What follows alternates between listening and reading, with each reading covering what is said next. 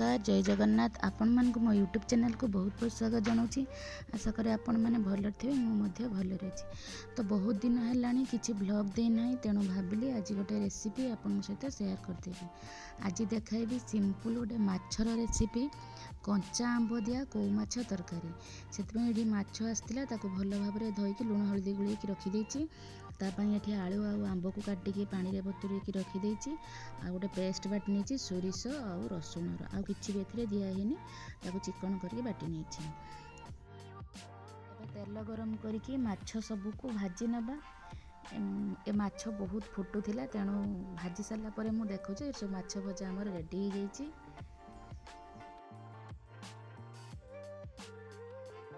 से तेल रे काटिकी रखि आलू को भाजी नवा।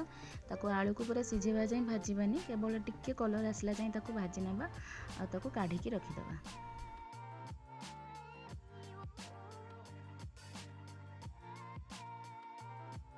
एबे सही तेल रे आउ किछि सोरिष तेल देदेवा। तापर काटी रखिथिबा पियाज को भाजीबा। पियाज को कड़ा करके भाजबानी टे सॉफ्ट होगा चाहिए भाजी नवा। एबे बाटी रखिथिबा मसला से देदेवा। से लुण हलदी और लंका गुंड भी मुझे देदेछि। किछि समय कसिला परे भाजी रखिथिबा आलू को एथिरे आमे देदेबा। ताकू मध्य मसला सहित टिके समय कषिबा अल्प पानी देदेबा कहीं सोरिष मसला बेसी समय कषिले पितालिया लगे। अल्प पानी देके ताकू कषिबा।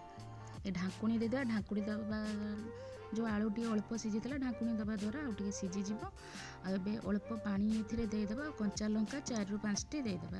आपण राग अनुसार आपण कंचा लंका दे पारिबे। एबे एथिरे काटिकी रखिथिबा आंब को देदेबा। आंब देदेबा किछि समय ढाकुणी देदेबा। तापर एठी देखिबे आलू मध्य सिझी जाइछि आ आंब भी सिझी जाइछि। तापर आपणको झोल अनुसार आपण पानी देबे। एबे भाजी रखिथिबा माछ को सेथिरे देदेबा। तापर टिके भल भाव में मिसेनबा। टिके समय फुटिबा को छाड़देबा। ये जो खट्टा अंश माछ देहक जीव माछर टेस्ट लगिबो। तो एबे फुटी आसिले आम माछ तरकारी रेडी। गरम गरम भात सहित खाइबा को बहुत टेस्टी लगी थाए।